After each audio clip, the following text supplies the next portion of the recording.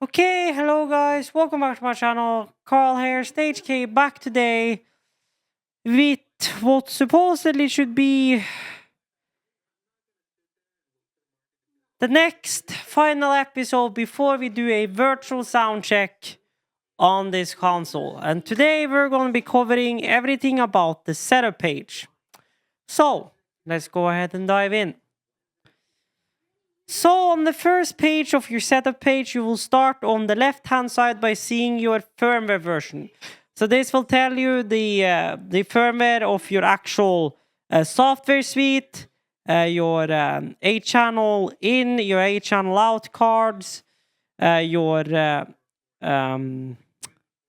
fader programs, your scribble strip programs, your XUSB card firmware, as well as your serial number. Next down, you have your system control, where you can choose between shutting down the console, rebooting the console, and updating the firmware. Next up, you have your audio settings, where you can choose between 48K sampling rate and 44K sampling rate, or 44.1. Most of the time, I recommend keeping this in 48K because higher sample rate, the better. Next up, you have your clock source. Now, this is going to depend a lot on what you're doing. Most of the time, if this console right here is your front of house console, or the only console you have at the show, this is always going to be set to internal clock.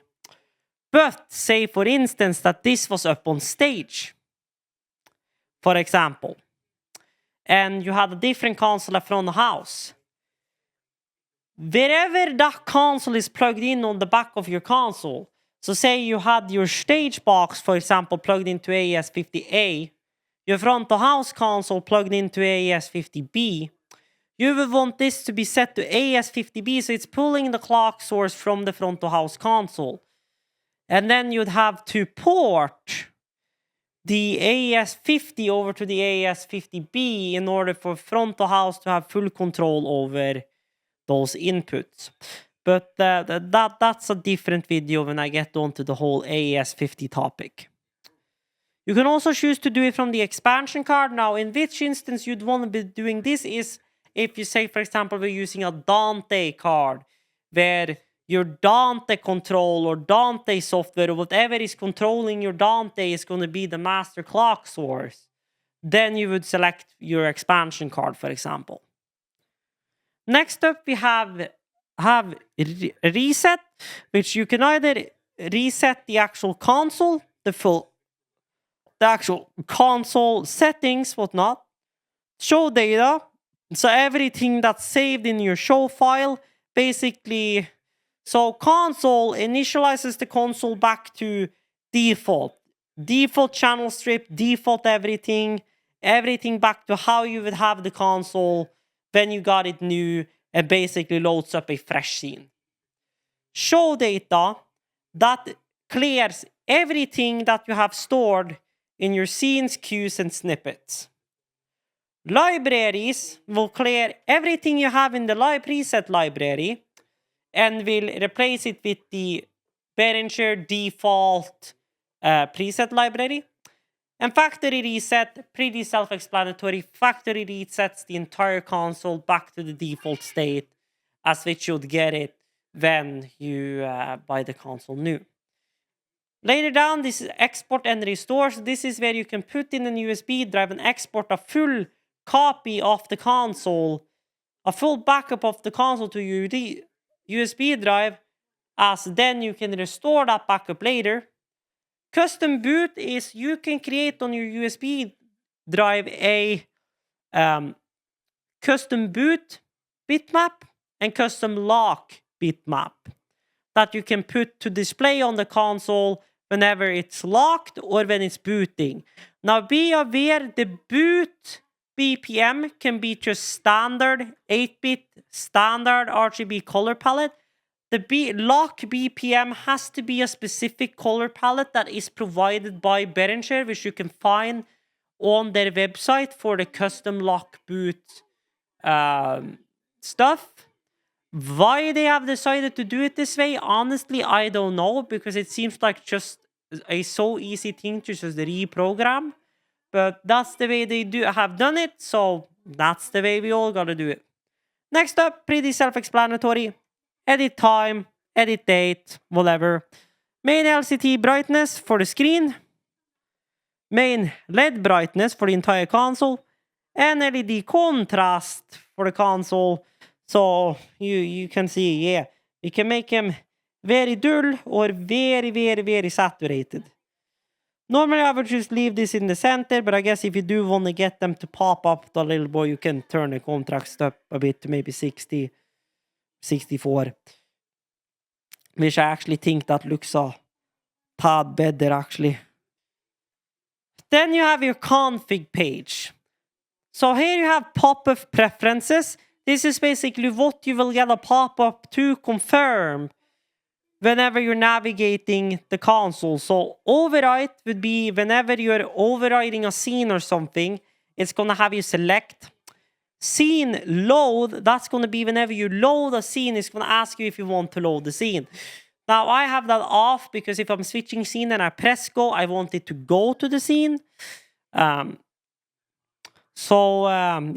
that's there. General is going to be a few things. General is going to be anything like, do you want to link a channel or stuff like that? Do you want to change the config send for all of the current channels into a mix bus? If you load a scene, for example, do you want to enable 48-volt phantom power for a channel that already has 48-volt phantom power?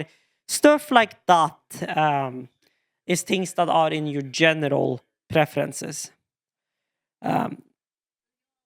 Select preferences.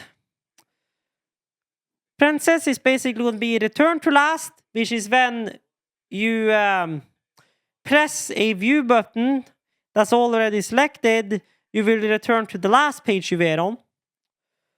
Follow bank will be when you change fader layers. Changing fader layers will move the selected focus together with the fader bank. Whilst fader select is when enabled moving a fader will automatically select the corresponding channel. So if I turn this on and I say move channel 4, it will select channel 4. If I move channel 3, it will select channel 3. General preference scenes go next. Basically, when I'm pressing the go button, then will automatically select the next cue or snippet or anything like that after loading the current one. This can be handy to do if you are using cues pretty frequently. So if you press go, you go through with it, and then when you're ready for next one, you just press go again. You don't have to press next and then go. Personally, I prefer having to press next and then press go, but that's just me though.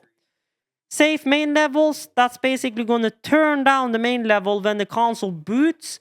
So in case you have any audio or whatever accidentally playing through the mixer, or you have somebody playing up on stage and they're playing like full blast into your console in case you didn't mute them last night, that channel or something is going to turn the main levels down. So when you show up at front the house at, fucking in the middle of the morning or whatnot, right after waking up, you're not gonna suddenly blast fucking 100 dBu fucking sound against you and throw your coffee in the back of the venue. So because yeah, I'd kind of want to drink my coffee, not throw my coffee way back into heck. And 12-hour clock mode, that's basically if we want 24-hour clock or 12-hour clock. Self-explanatory. Mute systems, we have hard mute, which is that individual channel mutes will take priority over mute groups. So basically, if I mute the channel here, it won't be unmuted by the mute group if it was muted here first. DCA groups, it will do that. DCAs act like mute groups. And invert LEDs will basically just invert the mute button. So basically, channels that are on are red, but channels that are not red are off. This will remind a lot of people about Yamaha MG series mixers that has an on button instead of a mute button, where they would light up when they're on, but not light up when they're off, aka muted. Next up, we have show view, cues, scenes, and snippets. Already kind of explained what this is. If you're on cues, when you press view on the scenes, it will open cues, open scenes, open snippets, self-explanatory. Record a view. Now this depends. If you do not have the X Live card in the back, you would always be on the USB 2 track. But if you do have the X Live card installed in the back, which can do multi-track, you will be on the Live 32 track recording view, which will then let you do that. Now, for me, I can't really do this because I don't have the X Live card for this console. I may be picking it up just so I can sell it together with the console for maybe extra quid or two. But we'll see about that. Now, link preferences is basically whenever you link a channel into a stereo link, this is what's going to be linked. So you can select if you want to have your delay and head amp configuration link, your EQ link, your dynamic links, and your fader and mute links. And you can also select MC master level for those left-right levels, which basically means that your mono center is going to turn up together with your main left and right PA. And this can be helpful depending on the situation, because if you're using your MC as a mono sub, then it would be ideal to link them. But in my case, as I'm using it as a separate mono input for running for just broadcast and recording, really, I'm going to leave this off most of the time. And then panning level, pretty self-explanatory. It's left, right plus sub, so main left, right, left or right, a monobus, or left, right, center. I haven't really discovered too much with the left, center, right function. But it's kind of like a surround, left, right, center channel type of deal.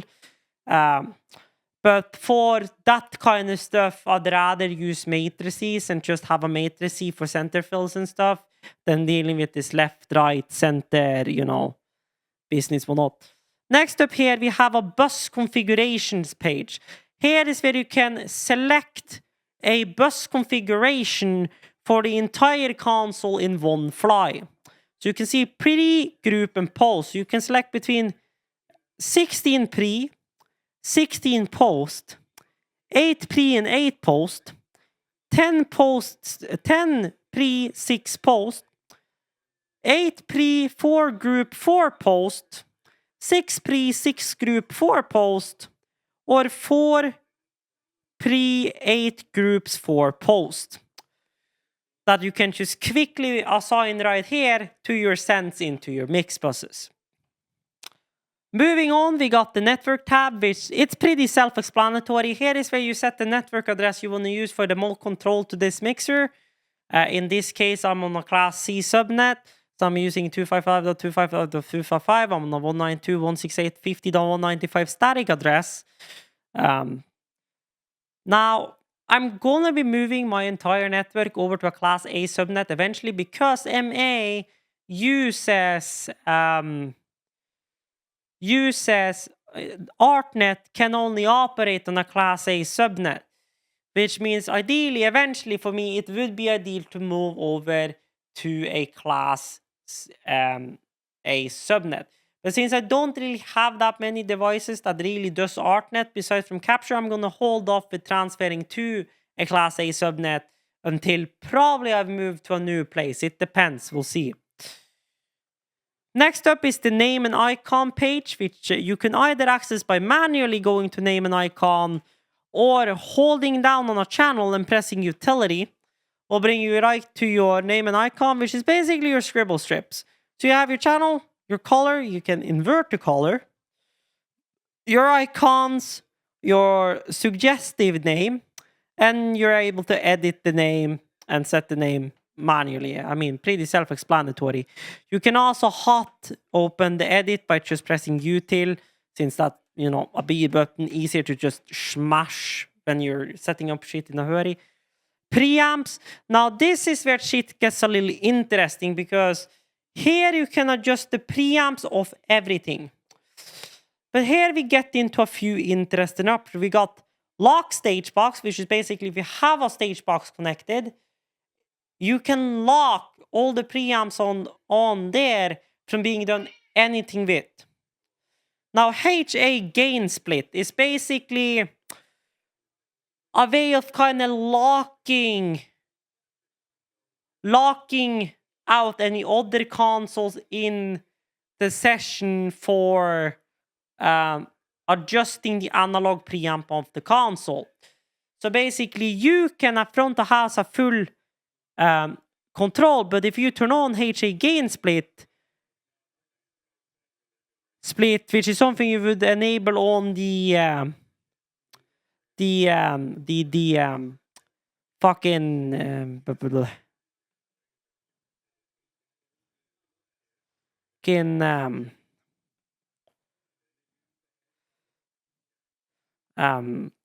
on the other console. So basically you have full head amp control, but the only thing the other consoles have is a trim button. So basically what HA gain split does is that it splits apart your actual gain from your analog preamp, which means through this screen you can control the actual analog preamp of either the console or the stage box or whatever, but at your actual channel you will only have a digital trim.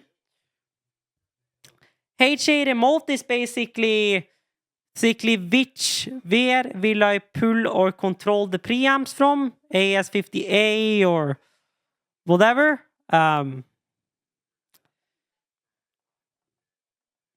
And here you can also adjust your head amp control levels on all your different preamps for all your different AS50 devices or whatever. And then we're at card, which is the last tab we're going to go through in this video, because I'm pretty sure this video has been quite long by this point. So here is where you set your params for the card. Now, if you have a different card in here, like the X-Live card in here, this interface would look different. The same with the Waves SoundGrid card or whatever. But for the X-USB card at least, you have a few options to choose from. 32 in, 32 out. 16 in, 16 out. 32 in, 8 out. 18, 32 out. 18, 8 out. 2 in, 2 out. So basically what it changes is what this card is allowed to do as far as how many channels in, how many channels out. Pretty self-explanatory. So yeah, that is the setup page in a nutshell. So next video will be the library page and the effect page. And at that point, we are ready to put this console into